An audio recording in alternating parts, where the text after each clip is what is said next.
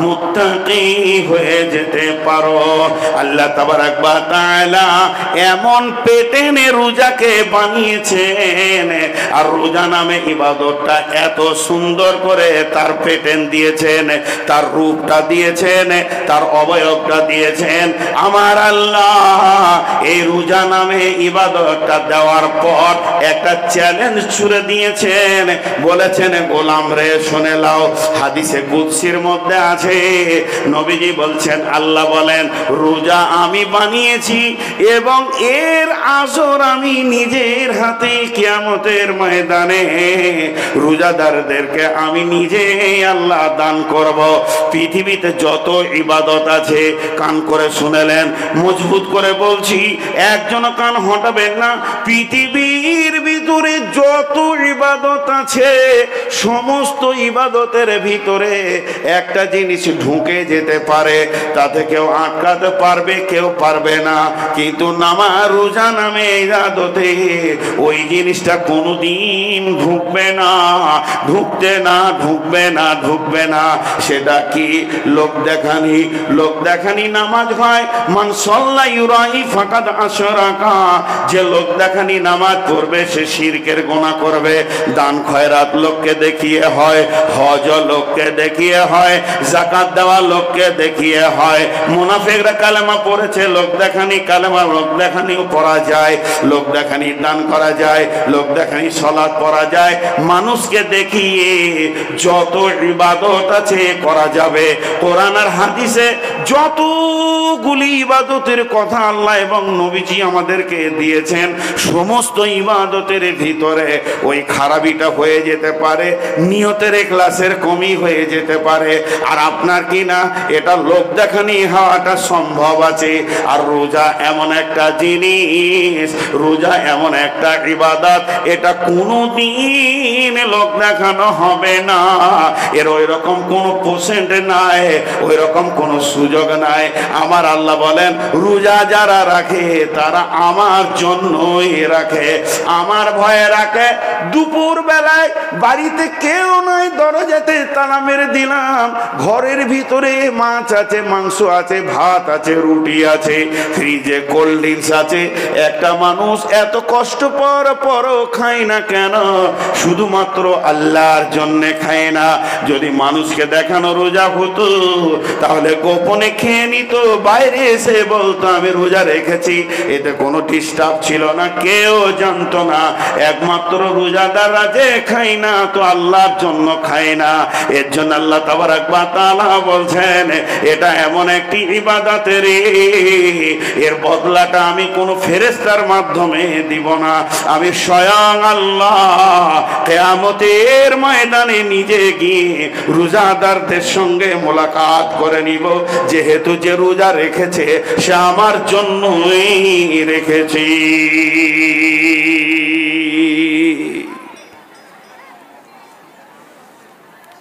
রোজা কোনোদিন লোক দেখানি হয় না। মায়ের ওষুধ আনতে গেছে, খরদহিলের একটা ছেলে মালদাতে, খুব দামি ওষুধ, মালদার ফার্মেসি বলল নাই আজকে। বলছে মায়ের যে খুব কষ্ট হচ্ছে। বলে যতই কষ্ট হোক গোটা মালদাতে এই ওষুধ পাবে না, এই ওষুধ যদি তোমাকে নিতে হয় তো বহরমপুর যেতে হবে। ছেলে মারলো টান বহরমপুর, সাহারি খেয়েছে। বহরমপুরে গিয়ে ওষুধটাকে নিয়ে আস্তে আস্তে ওর খরদহিলে পৌঁছাতে বেলা 2:30 হয়ে গেছে। চোখ টান মারছে, ভিতরটা মরুভূমি হয়ে গেছে, মাথা তা করে ঘুরছে, সারাদিনের জার্নি সাহারি খেয়ে গেছে। বিবিকে বলছে কলটা চেপে দে তোরে, এবার গায়ে পানি ঢালিয়ে হালকা করে হেঁটে গিয়ে মাথার ওপরে পানি ঢালছে। ওই পানিগুলো যখন ঠোঁটের উপর দিয়ে যেছে, ও তো যদি 2টা ঢোক গিলে দিত পৃথিবীর কেউ বুঝতে পারত না। কিন্তু মুখটাকে চেপে বন্ধ করছে, কার জন্যে না আল্লাহর জন্যে। এরপরে 2 রাকাত নামাজ পড়লো, ফ্যানটাকে খুলে দিয়ে বিছানায় খাটে শুয়ে গেল। বিবি মা বাইরে বসে আছে, দরজাটা লাগিয়ে দিল। ফ্রিজের মধ্যে কোল্ড ড্রিঙ্কসের সম্ভার, সব রকম খাবার, কলা, আপেল, চৌক বকির নিচে রুটি মাছ মাংস, তারপরেও লোকটা খেছে না, ধ্যানে জ্ঞানে আনছে না। তো জেনে নিতে হবে একমাত্র আল্লাহর ভয় ছাড়া এটাও করছে না। এর জন্য আল্লাহ ক্লিয়ার করে দিয়েছেন, যারা রোজা রাখে তারা আমার জন্যই রাখে, আর এর বদলাটা আমি আল্লাহ নিজের হাতে দান করব।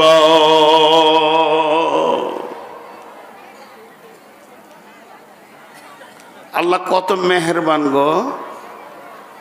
প্রাইমারি স্কুলের মাস্টার, ও জানে ছেলেটাকে আমি কি করব, ছেলে বুঝে না, ওকে জোর করে অক্ষর ভরছে। তো আল্লাহ কত মেহেরবান, তিনি নিজে তিনার ক্যাপাসিটিতে আমাদেরকে মুত্তাকি বানিয়ে নিচ্ছেন। এই আর একটা উদাহরণ দিই, আমি এই আয়াত থেকে সরে যাব। মাঝে একবার জিজ্ঞেস করি, বিরক্ত লাগছে আপনাদের? জোরে বলেন সুবহানাল্লাহ। সবাই বলেন না জি সুবহানাল্লাহ। ভালো লাগছে, এবার মনে হচ্ছে যে না, মানুষ কটা বেঁচে আছে। আপনারা আমাকে খুবই ভালোবাসেন, কিন্তু আমি বদ, আর এখন রোগ হয়ে গিয়ে আবার মিজাজ খিটখিটে হয়ে গিয়েছে। চোখে আবার পোকা ঢুকছে না, পোকাগুলোকে নিয়ে এসে আপনি হাজির করেছেন নাকি? বলছে ও নূর মোহাম্মদ উঠেছে, তুই আয়।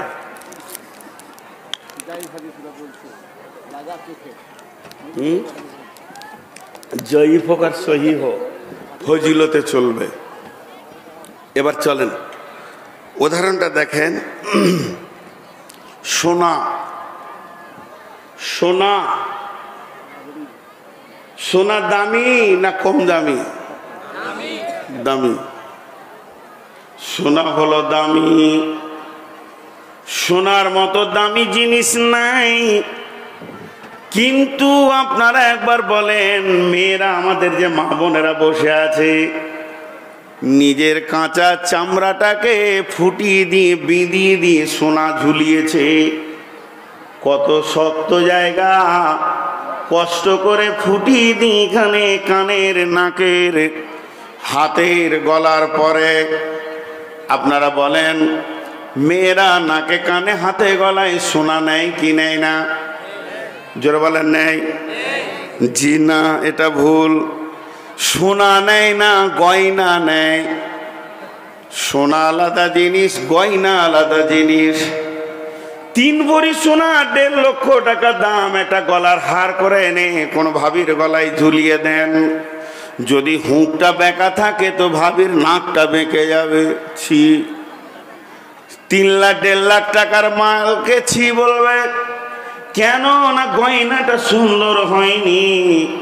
আমি যেটা বলতে চাইছি, সোনা যতই দামি হোক না কেন, ওকে আগুনে যেতে হয়, ওকে ভাটিতে জ্বলতে হবে, হাতুড়ের পিটানি খেতে হবে, আবার ডাইসে ঢুকে মেশিনের ভিতরে বের হবে, আবার ওকে অ্যাসিডে ডুবাবে, আবার রিঠে ফল দিয়ে ওকে ছিলবে, তারপর আবার ওকে ধুবে, এরপরে সোয়াগা লাগাবে, আবার মারবে, কত মারা কত পিটানি খাবে, এরপরে সোনা নাকে, কানে, গলায় ঝুলবে। যদি সোনা বলে আমি দামি, এই মার খাবো না, আগুনের ভাটিতে ঢুকবো না, হাতুড়ির মার খাবো না, ডাইসে ঢুকবো না, আর আমাকে ছিলা যেন না হয়, ওই সোনা কেউ গলায়, নাকে, কানে নেবে না। তেমনি আল্লাহ বলছে, মুমিন রে, ইয়া আইয়ুহাল্লাযীনা আমানু, মুমিন তো হলো দামি জিনিস। আল্লাহ যাকে মুমিন বলেছে জানতে হবে ও মুমিন। তাহলে মুমিনকে আল্লাহ কি বলছেন? তোদেরকে আমি রোজা নামে ডাইসে ভরবো, সেখানে তোদেরকে না খাওয়ার জ্বলা আগুনে তোদেরকে আমি পোড়াবো, তারপরে তোদেরকে লোভ লালসা থেকে দূরে রেখে হাতুড়ি মারবো। এই রকম কঠিন একটা ইবাদত তোদেরকে 1 মাস মাস দিয়েছি। তার কারণটা হচ্ছে শুনেলে, এই কারণগুলো কি? আমি আল্লাহ তোদেরকে গয়না বানাতে চেয়েছি। তোরা আছিস সোনা, মুমিন মানে সোনা। ইয়া আইয়ুহাল্লাযীনা আমানু, ঈমানদারদেরকে সোনা মনে করলেন। এই ঈমানদার মুমিন হবে, মুত্তাকি হবে, শহীদ হবে, সালেহিন হবে, সাবেরিন হবে, সাদিকিন হবে। প্রাথমিক তাকে কালেমা পড়ে ঈমান আনতে হবে, তারপরে সে মুমিন হবে, মুত্তাকি হবে। তো আমার আল্লাহ বলছেন তোদেরকে আমি মুত্তাকি বানাবো।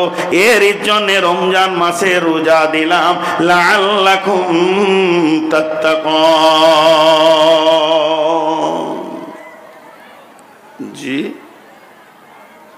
চলেন তাহলে আমরা রমজান মাসে রোজা রাখবো। মাসটার নাম আমরা শুধু রমজান মাস জানি, মুফাসসিররা আর অনেক মাস নাম বলছে। আর কি? নুজুলে কোরআনের মাস, জিহাদের মাস। রমজান মাসে কোরআন নাজিল হয়েছে। কোরআনের ডেট অফ বার্থের মাস হচ্ছে রমজান মাস। ইসলামের প্রথম যুদ্ধ জঙ্গে বদর রমজান মাসে হয়েছে।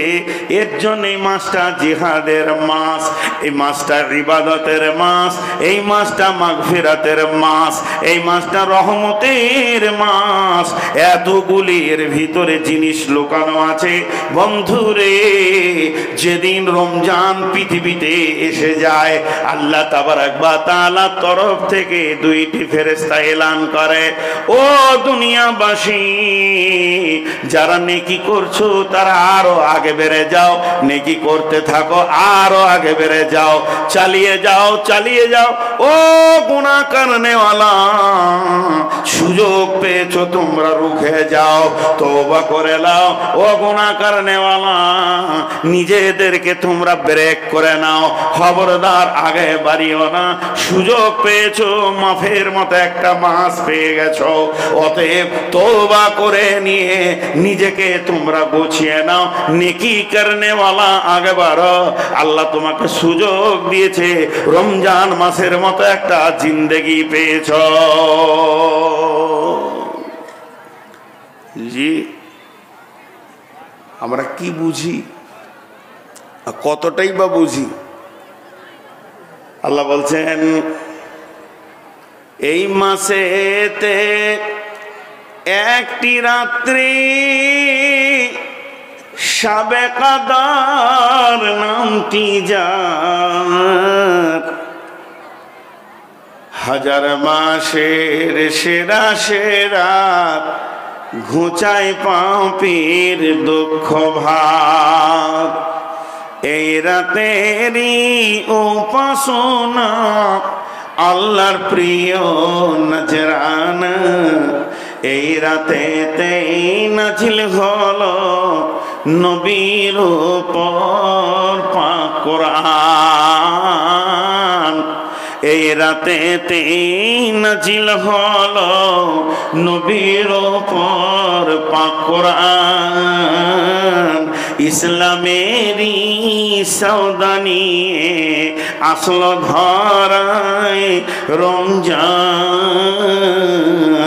ভোরের আগে নিয়ত বন্ধ, ভুল করো না মুসলমান। জি এবার চলেন বিশ্বনবী কি বলছেন।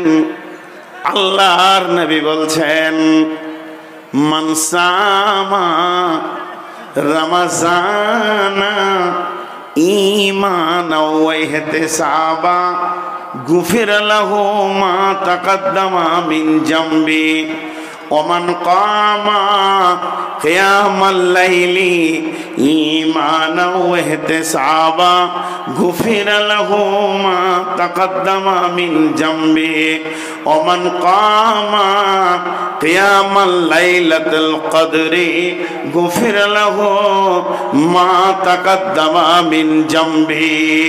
বিশ্বনবী বলছেন, বিশ্ববাসীরে, আমার উম্মতের দল, সামনে এমন একটি মাস তোদের আসতে রয়েছে। শুনেলে এই রমজান মাসটা এত দামি রে।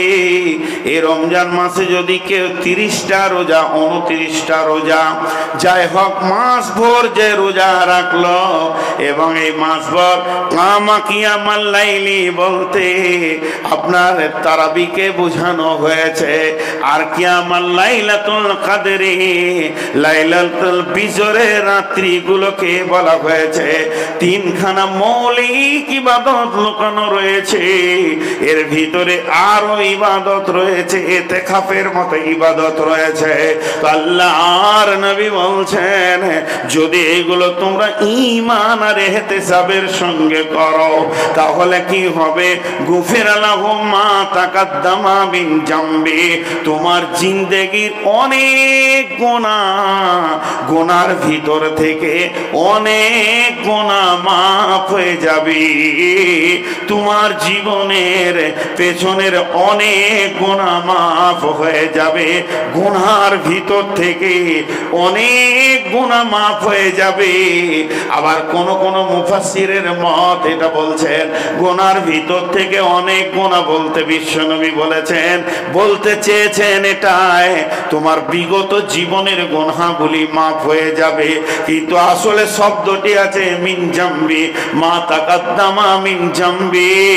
আল্লাহ তাবারাক ওয়া তাআলা রাসূল বলছেন, গুনার ভিতর থেকে অনেক গুনাহ মাফ হয়ে যাবে।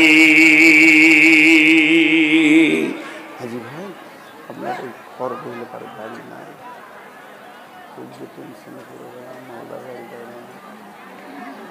জবাব দিলে। এখন একটা প্রশ্ন করব আপনাদেরকে, প্রশ্নটা শোনার পর আপনারা উঠবেন যারা উঠছেন। আমার প্রশ্নটা আগে আপনারা বোঝার চেষ্টা করেন। রমজান মাসের ঠিক মতো 30টা রোজা রাখলাম আর 30টা তারাবি পড়লাম, আর আমার জীবনের গুনাহ মাফ হয়ে গেল। আমার প্রশ্ন, এটা হাদিস কোরআন নয়, এটা আমার মাথা থেকে বলছি, ভুল বললো ভুল বলছি, ঠিক বললো ঠিক বলছি। তাই যদি হয়, রসুলের হাদিসকে যদি বলা যাবে না, তাই নবী যেটা বলেছেন ওটাই ঠিক। কিন্তু ঘটনাটা হচ্ছে, তাহলে সারা বছর আর নামাজ পড়ে কি হবে? চুরি করো, বেঈমানি করো, জিনা করো, ব্যভিচার করো, বেপরদায় থাকো, সুদ খাও, জুয়া খেলো, লম্পটি করো, দাগাবাজি করো, লুটে লাও, মার্ডার করো, খুন করো, যা করবে করে লাও। যখনই রমজান মাস আসবে গোসল করে মসজিদ ঢুকে যাবে, আবার গোটা মাসটা রোজা রেখে নিবে, তোমার গুনাহ মাফ হয়ে যাবে। আবার যখন ঈদ হয়ে যাবে শুরু করে দাও। তার মানে রোজাতে গুনাহ মাফ হবেই, তাহলে সারা বছর আর নামাজ রোজা করে কি লাভ আছে? জি, সারা বছর আর নামাজ রোজা করে কি লাভ হবে? বন্ধু আমার, মা আমার, বোন আমার, একটা জিনিস খেয়াল করেন। নবীজি যদি বলতেন মান সামা রমাজানা গুফিরা লাহু মা তাকাদ্দামা মিন জামবি, তাহলে ঠিক হতো। কিন্তু আল্লাহর নবী রোজার ভিতরে 2খানা শর্ত ভরে দিলেন। সেই শর্ত কি? একটা হচ্ছে ঈমানা, আর একটা হচ্ছে ইহতিসাবা। তোমাকে যে রোজাটা রাখতে হবে ঈমানের সঙ্গে রাখতে হবে, ইহতিসাবের সঙ্গে রাখতে হবে। বেঈমান হালাতে রোজা রাখলে চলবে না, আর ইহতিসাবের সঙ্গে রোজা রাখলে চলবে না। আমাকে আপনাকে রোজা রাখতে গেলে ঈমানের সঙ্গে রাখতে হবে। আর কি করতে হবে? ইহতিসাবের সঙ্গে রোজা রাখতে হবে। আল্লাহ বলেছেন নামাজ পড়ো, ইকামাস সালাত, নামাজ পড়ো। উযু কেন করব? লা সালাতা ইল্লা বিতাহুর, উজু ছাড়া নামাজ হবে না, আমাদের সবারই বুঝে গেছে। উজু হলো নামাজের শর্ত। 7খানা শর্ত আছে।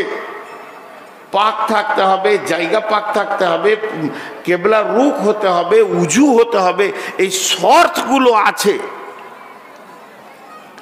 কেউ যদি শর্ত না মানে, আমি উজু না করলাম তো কি হলো, পূব দিকে পড়বো আলহামদুলিল্লাহ রাব্বিল আলামিন আর রহমানির রহিম, দোয়াগুলো ঠিক ঠিক বলবো, নামাজ হবে না? জি না, শর্তগুলোকে মানতে হবে, তবেই হবে। একটা উদাহরণ দিচ্ছি। পঞ্চায়েত থেকে খবর এসেছে যতগুলি আধার কার্ডের জেরক্স তুমি নিয়ে যাবে, পার আধার কার্ডে 5,000 করে টাকা পাবে। একবারে গোটা গাঁ জেরক্স করছে আর দৌড়ছে।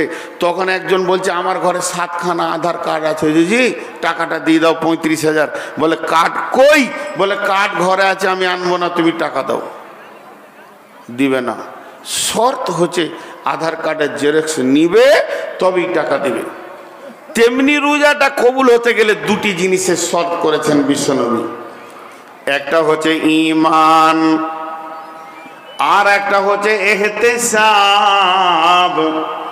আল্লাহ তাবারাক ওয়া তাআলার নবী বলছেন তোমাকে ঈমানের সঙ্গে আর ইহতিসাবের সঙ্গে রোজা রাখতে হবে। তাহলে আগে ঈমানটাকে ক্লিয়ার করে নি। রোজার ভিতরে ঈমান কি বন্ধুরে? রোজার ভিতরে ঈমান কি? রোজার ভিতরে ঈমান হচ্ছে আমি আল্লাহর জন্য রোজা রাখছি এবং আমার রোজা কবুল হবে, আমার গুনাহ মাফ হবে। আমি একদম ঈমানে কিনের সঙ্গে রোজা রাখছি। ঈমান এমন একটা জিনিস যে আমলের সঙ্গে ঈমান থাকবে না, ওই আমলটা আল্লাহর কাছে কবুল হবে না। যে আমলে ঈমান নাই, ওই আমলটা কবুল নাই। তাহলে রোজার ঈমান হচ্ছে যে বিশ্বনবী বলেছেন যে যে রোজা রাখবে তার জীবনের গুনাহ মাফ হবে। আমি রোজা রাখছি গুনাহ মাফের উদ্দেশ্যে রাখছি, আর আমার আল্লাহ আমার রোজা কবুল করবেনি এবং আমাকে মাফ করবেনি। বিশ্বনবী বলেন আল্লাহ তাবারাক ওয়া তাআলার উপরে তোমার যেমন ভরসা থাকবে, যেমন তুমি আল্লাহকে দিলে আনবে, তুমি আল্লাহর ব্যাপারে যতটা ভরসা রাখবে, আল্লাহ তোমার সঙ্গে সেই ব্যবহার করবে। আল্লাহ তাবারাক ওয়া তাআলার উপরে যতটা তুমি ধারণা রাখবে, যেমন তোমার ধারণা, তেমনি আল্লাহ তরফ থেকে তুমি রিটার্ন পাবে। তার মানে হচ্ছে আমি যে রোজা রাখছি, এই রোজা রাখার তৌফিকটা যিনি দিয়েছেন তিনি আল্লাহ, নিশ্চয়ই তিনি মাফ করবেন বলে আমাকে তৌফিক দিয়েছেন। এখন আমরা তওবা করব, আল্লাহর কাছে ক্ষমা চাইব, আল্লাহ আমাদেরকে মাফ করে দেবেন। একজন বড় আল্লাহওয়ালা বলছেন যে আমরা তওবা করেছি তাই আল্লাহ মাফ করেছেন। জি না, এটা নয়, বরং এটা যে আল্লাহ মাফ করার ইচ্ছা করেছেন বলে আপনাকে আমাকে তওবা করার তৌফিকটা দান করেছেন। আল্লাহ যাকে মাফ করার ইচ্ছা করেন তাকেই তওবা করার তৌফিক দেন, আর আল্লাহ যাকে হেদায়েত দেন নামাজের কাতারে দাঁড়ানোর তৌফিকটা আল্লাহ দেন। আমরা যে 5 ওয়াক্ত নামাজ পড়ি, আমাদের মতো অনেক নারী অনেক পুরুষ পড়ে না। তারা যে পড়ে না তারা আল্লাহর তৌফিকের বাইরে আছে, আর আমরা নগদ একটা আল্লাহর কাছে প্রাপ্য পেয়ে গেছি তৌফিক। অতএব আপনাকে আমাকে আল্লাহ আর কয়টা দিনের পর সাহারি খাওয়াবেন, যতগুলি লোক সাহারি খাবো এবং রোজা রাখবো, জেনে নিতে হবে যে আল্লাহ আমাকে সাহারি খাওয়ার যখন তৌফিক দিয়েছেন, নিশ্চয়ই আল্লাহ আমাকে মাফ করবেন। এই গুনাহ মাফের ব্যাপার যা রয়েছে এর উপরে 100-তে 100 ঈমান রাখতে হবে।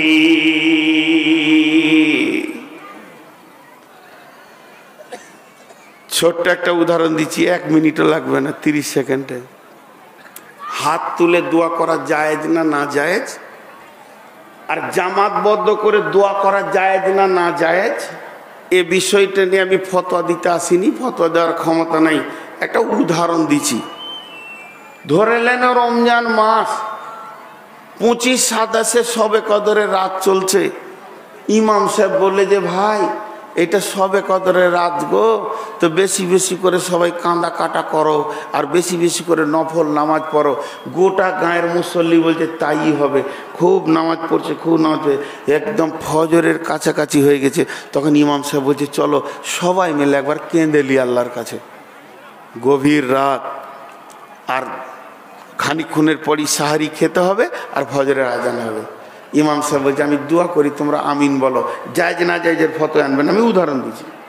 তো ইমাম সাহেব শুরু করেছে সবাইকে বসিয়ে দিয়ে, এই আল্লাহ তুমি আমাদেরকে মাফ করে দাও, রব্বুল আলামিন তোমার নাফরমানি করেছি মাফ করে দাও, জেনে বুঝে করেছি না বুঝে করেছি, দিনে করেছি রাত্রিতে করেছি, গোপনে করেছি প্রকাশ্যে করেছি, তুমি মাফ করে দাও। মাবুদ গো, সারা জীবনটা কোনা করে করে কয়লা করে দিয়েছি, তুমি মাফ করে দাও।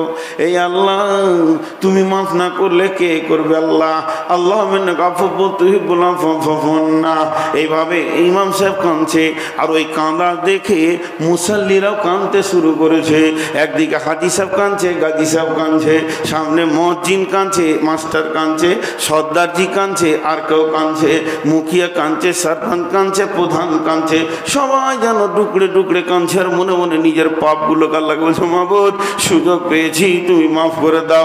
এরই ভিতরে এক বেঈমান খালি চোখে পানি নাই, সুক্ষা আমিন বলছে আমিন, আর মনে মনে ভাবছে মাফ হতেও পারে না পারে। পাক্কা বেঈমান, পাক্কা বেঈমান।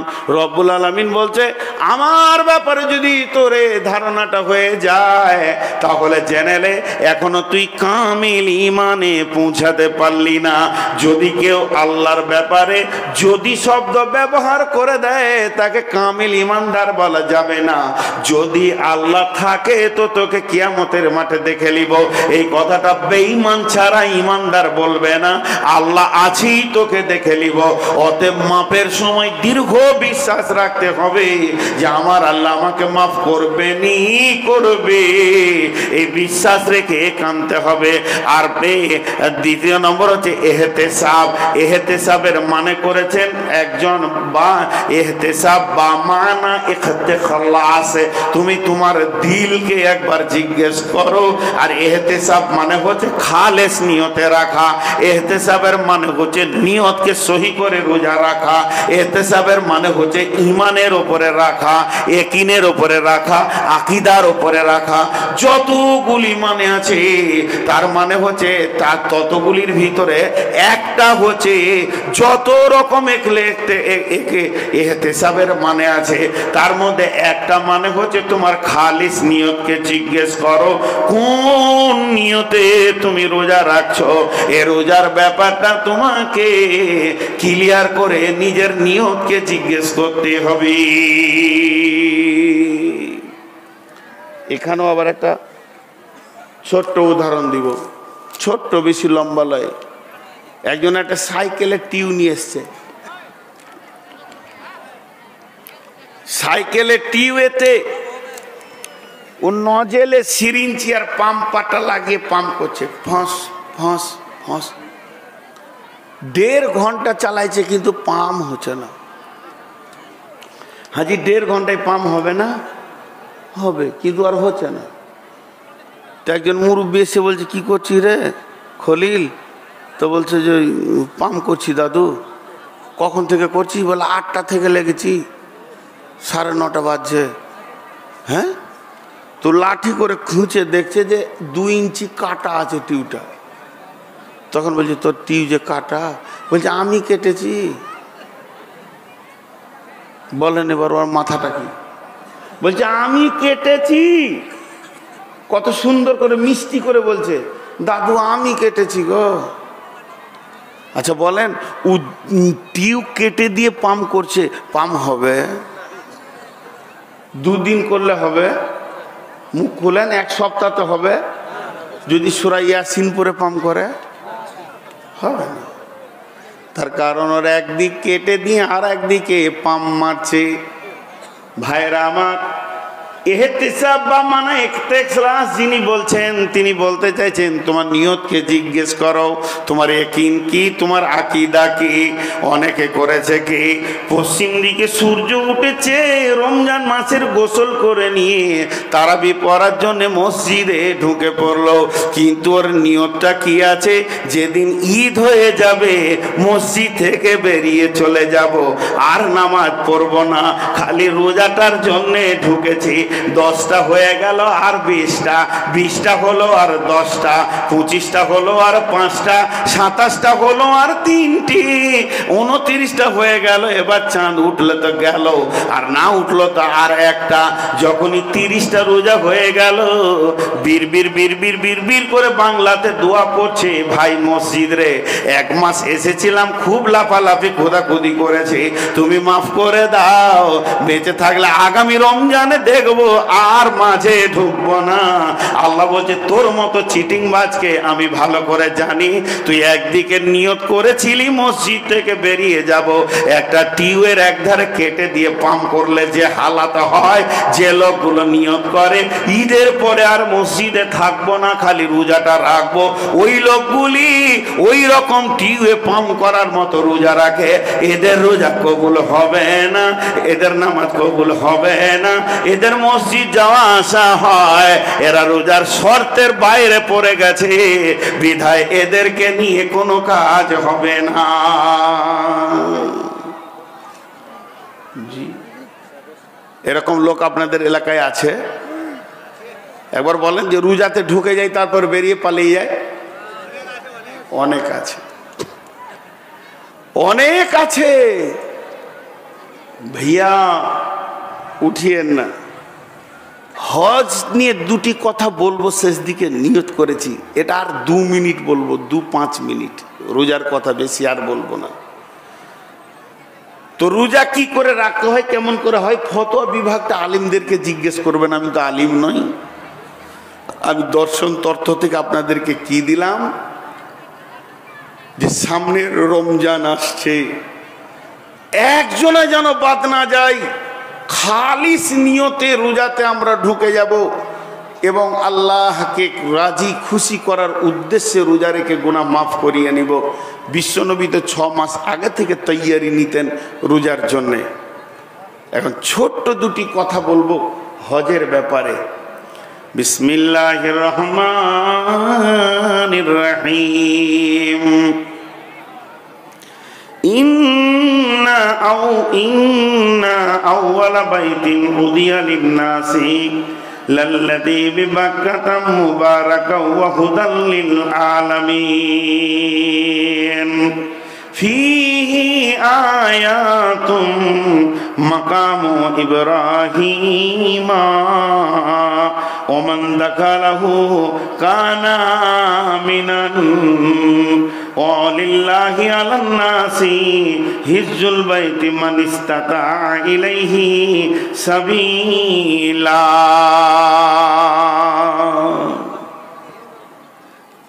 জি, হজ একটা ইবাদত, আর এই ইবাদতকে কেন্দ্র করে আল্লাহ গোটা একটা সূরা দিয়েছেন, সূরা হজ।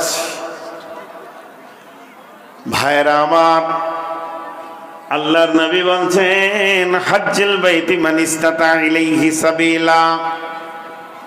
আল্লাহ বলছেন ওয়ালিল্লাহি আলান নাসি হিজ্জুল বাইতি মান ইসতাতা ইলাইহি সাবিলা।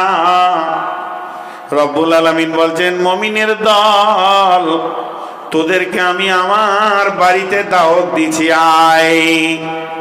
আল্লাহ আগে ঠিকানা বললেন, আমি যদি আপনাদেরকে দাওয়াত দিই তো আগে ঠিকানাটা বলে দিব, কোন জায়গায় আপনি যাবেন, বর্ধমানে কোথায় নামবেন, আমার বাড়িটা কোন জায়গায়।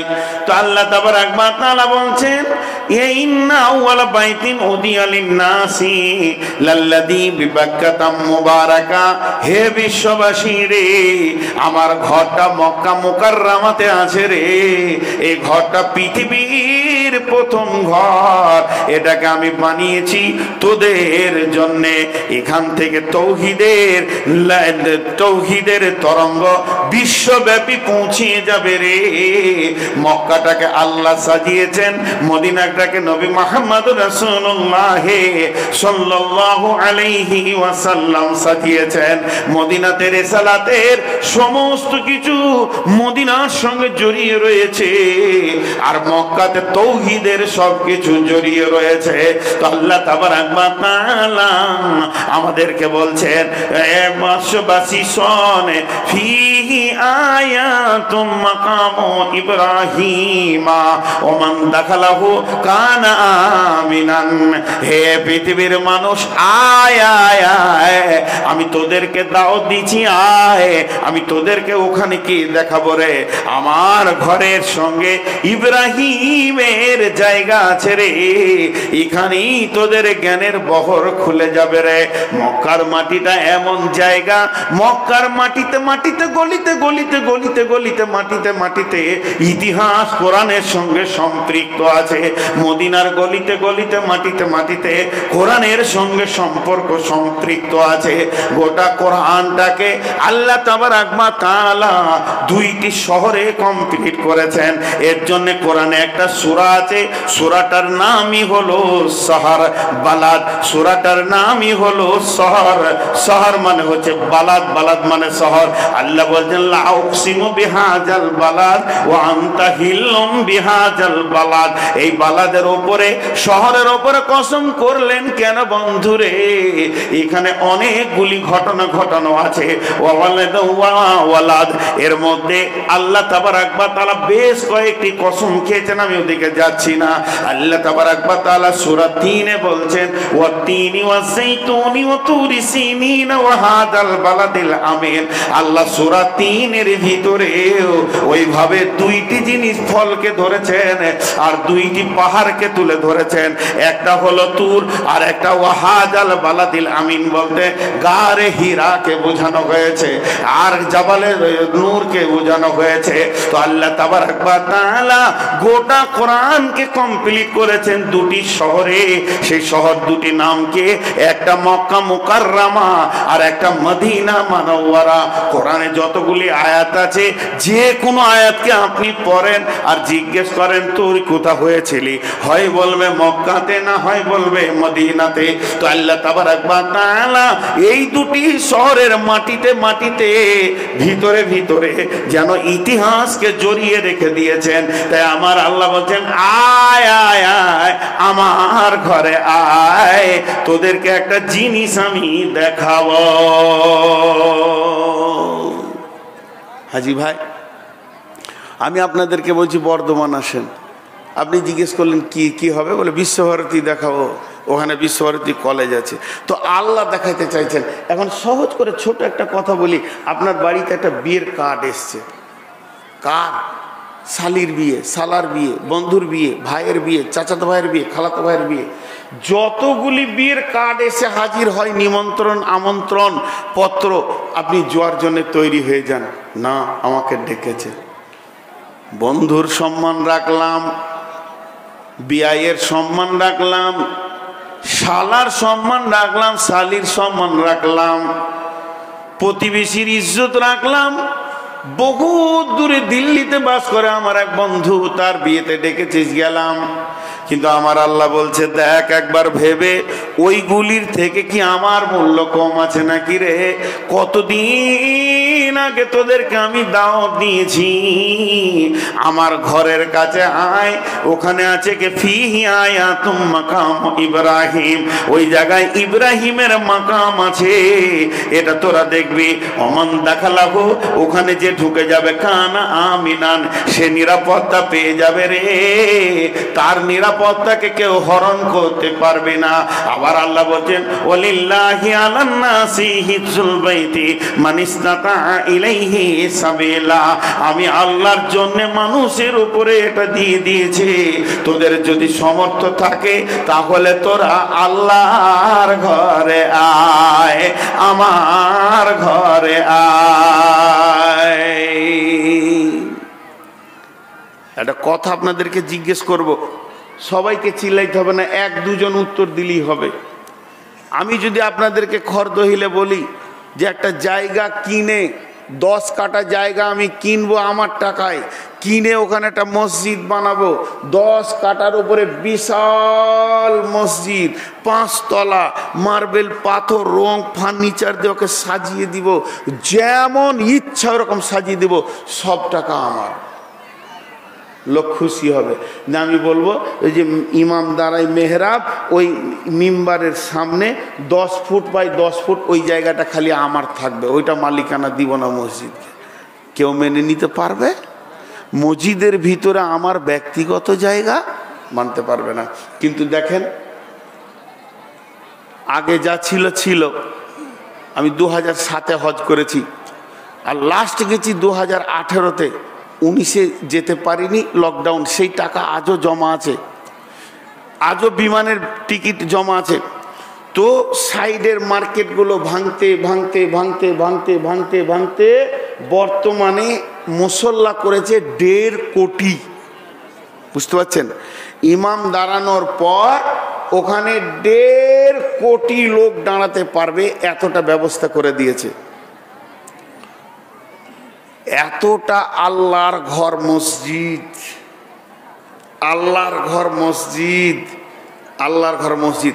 আর কাবার সামনেই জায়গাটা ইব্রাহিমের। ইব্রাহিম তো আল্লাহ নয়, তাহলে ইব্রাহিম ওখানে জায়গা পেল কি করে? আল্লাহ বলছে দেখ ওই জায়গাটা কত দামি রে, আমি আল্লাহ ইব্রাহিমকে জায়গা দিয়েছি। তাহলে আগে ইব্রাহিম জায়গা নেয়নি, বরং হৃদয়কে নিয়েছে, দিল নিয়েছে। এই মোবাইলটা আমার, কেউ যদি আমার দিলকে কেড়ে নিতে পারে, মোবাইলটা তাকে অটোমেটিক দিয়ে দিব।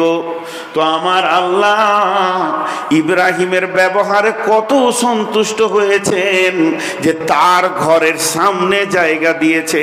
আর ওই মাকাম ইব্রাহিমের পাশেই রয়েছে হাজেরার মানে আপনার জমজমের কূপ, সামান্য গেলেই রয়েছে সাফা মারওয়া।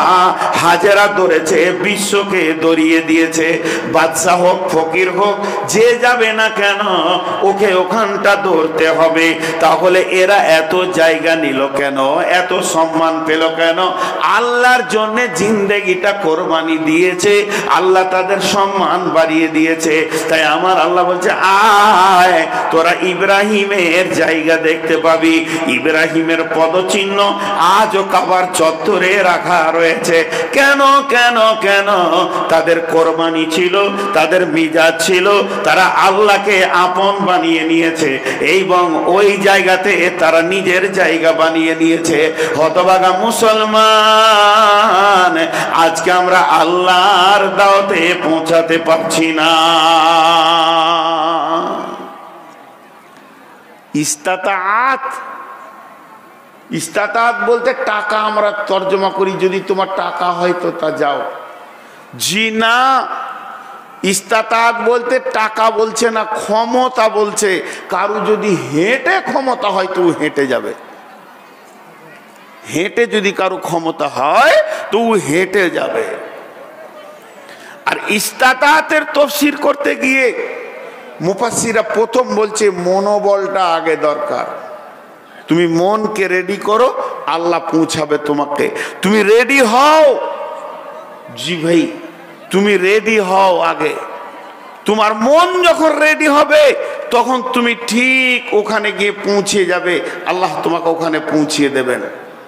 সত্য ঘটনা আপনাদের সামনে একটা বলছি, সত্য ঘটনা। 5টা মিনিট বসেন, উঠিয়েন না। আল্লাহর গোলাম 5টা মিনিট বসেন। সত্য ঘটনাটা কি? আরাফাতের ময়দানে মক্কাতে স্বামী স্ত্রী দুজন পান খেছে বাসে। তো আমি বললাম যে আমাকে একটু পান দেবেন? বলে হ্যাঁ দিব। তো আমি ওদেরকে জিজ্ঞেস করছি আপনারা কি করেন? আপনারা কি করেন? হজ উমরা এসেছে, হজে এসেছে, উমরাতে এসেছে মানে টাকাওয়ালা। তো বেটা ছেলেটা মাথাটা আস্তে আস্তে করে নামিয়ে নিলে, আর মেয়ে মানুষটা আমাকে বলছে, ভাই আমরা খুব গরিব মানুষ, আমি একটা মাস্টারের বাড়িতে থালা হাঁড়ি ধুইছি,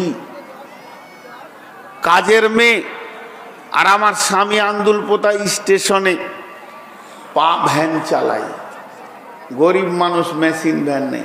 এলেন কি করে? বলছে, ভাইয়া যেদিন আমাদের দুজনের বিয়ে হলো, দুজনে বাসর ঘরে গেলাম, সেদিনই প্রথমে নিয়ত করেছিলাম যদি আল্লাহ কোনো দিন আমাদেরকে টাকা পয়সা দেয় তাহলে আল্লাহর ঘরটা পৃথিবীতে বেঁচে থাকার আগে দেখে যাব। এই কথা নিয়ত করেছি, সেই যে বিয়ে করেছি আমরা দুজনে টাকা জমাতে জমাতে আজকে আমাদের 36 বছর বিয়ে হয়ে গেল। এতদিন পর আল্লাহর ঘরে পৌঁছাতে পেরেছি। ছোট ছোট 2-3টি বাচ্চা আছে, তাদেরকে রেখে এসেছি, তারা স্কুলে পড়াশোনা করে। তাহলে আমাদের নিয়ত ছিল টাকা হলে ফার্স্ট চান্সে আমরা আল্লাহর ঘরে যাব। এখন আমাদের অবস্থা কি? সংসার চলছে না, চলছে না, চলছে না, ঋণ দেনা, অসুখ বেরাম, চলছে না, চলছে না। হঠাৎ যদি আল্লাহ বরকত দেন, টাকা ঢুকতে শুরু হয়, তো দেখা গেল সারা বছরে সংসার চালিয়ে 10,000 20,000 থাকে, কোনো বছরে থাকে না। এখন আল্লাহ বরকত দিতে শুরু করেছে, সারা বছর সংসার চালিয়ে যদি 5 লাখ টাকা থেকে যায়, সঙ্গে সঙ্গে মাথায় বিগার নিবে যে কোন জায়গাতে জায়গা বিক্রি আছে, রোড সাইডে কোথা জায়গা আছে, দোকানের বহর বাড়াবো, ব্যবসার বহর বাড়াবো। কিন্তু আমার আল্লাহ বলছে, না, তোদের ব্যবসার দোকানের বহর নয়, টাকার প্রথম চান্সটাই হবে আমার ঘর। লিল্লাহি আলান নাসি হিজ্জুল বাইতি মান ইসতাতা ইলাইহি সাবিলা। আয় আয় আয়, আমি তোদেরকে দাওয়াত দিয়েছি, আমার ঘরে এসে তোরা বেরিয়ে যা, আমার ঘরে থেকে যা, আমার মেহমান হয়ে সারা জীবন পৃথিবীতে থাকবি রে, ইজ্জতে রুজি তোরা খেয়ে চলবে। অতএব মুসলমান, হজ এমন একটা ফরজ, এমন একটা ফরজে আইন ইবাদত, ইসলামের 5টি স্তম্ভের ভিতরে এটি কি স্তম্ভ। আল্লাহর নবী বলছেন, অতএব এই হজকে কোন রকম করে এড়িয়ে যাওয়া যাবে না।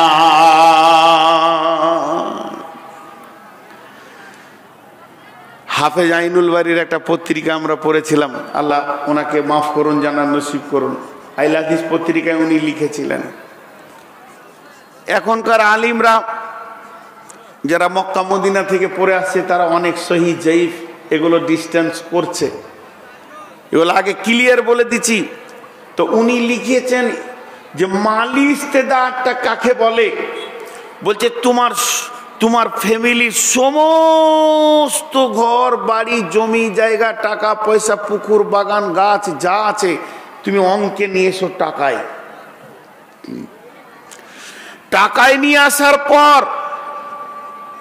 সেইটাকে তুমি ফ্যামিলিকে যে ছেড়ে যাবে, দেখেন আমার যা আছে প্রপার্টি দেখা গেল 50 লাখ হলো, আমার 20 জন ফ্যামিলির লোক আছে, আমি থাকবো না 2 মাস, তাদের 2 মাসের খাবার, তাদের 2 মাসের পোশাক এবং থাকার জায়গা, এইটুকু বাদ দিয়ে বাকি টাকাটা যদি জোয়াসার ভাড়া হয়ে যেত